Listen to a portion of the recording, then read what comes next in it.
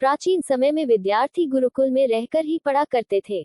बच्चे को शिक्षा ग्रहण करने के लिए गुरुकुल में भेजा जाता था। बच्चे गुरुकुल में गुरु के सानिध्य में आश्रम की देखभाल किया करते थे और अध्ययन भी किया करते थे। वरदराज को भी सभी की तरह गुरुकुल भेज दिया गया। वहां आश्रम में अपने साथियों के साथ घुलने मिलने लगा, लेकिन वह पढ़ने में बहुत ही कमजोर था। गुरुजी की कोई भी बात उसके बहुत कम समझ में आती थी। इस कारण सभी के बीच वह उपहास का कारण बनता है।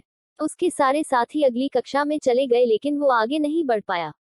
गुरुजी जी ने भी आखिर हार मानकर उसे बोला, बेटा वरदराज, मैंने सारे प्रयास करके देख लिए हैं।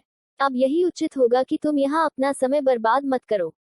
अपने घर चले जाओ और घर वालों की काम में मदद करो। वरदराज ने भी सोचा कि शायद विद्या मेरी किस्मत में नहीं है, और भारी मन से गुरुकुल से घर के लिए निकल गया। दोपहर का समय था। रास्ते में उसे प्यास लगने लगी। इधर उधर देखने पर उसने पाया कि थोड़ी दूर पर ही कुछ महिलाएं कुएं से पानी भर रही थी। वह कुएं के पास गया। वहां पत्थरों पर रस्सी के आने जाने से निशान बने हुए थे। तो उसने महिलाओं से पूछा, यह निशान आपने कैसे बनाए? तो एक महिला ने जवाब दिया, बेटी, यह निशान हमने नहीं बनाए। यह तो पानी खींचते समय इस कोमल रस्सी के बार बार आने जाने से ठोस पत्थर पर भी ऐसे निशान बन गए हैं। वरदराज सोच में पड़ गया। उसने विचार किया कि जब एक कोमल से रस्सी के बार बार आने जाने से एक ठोस पत्थर पर गहरे निशान बन सकते हैं, तो निरंतर अभ्यास से मैं विद्या ग्रहण क्यों नहीं कर सकता। वरदराज ढेर सारे उत्साह के साथ वापस गुरुकुल आया और अथक कड़ी मेहनत की। गुरुजी ने भी खुश होकर भरपूर सहयोग किया।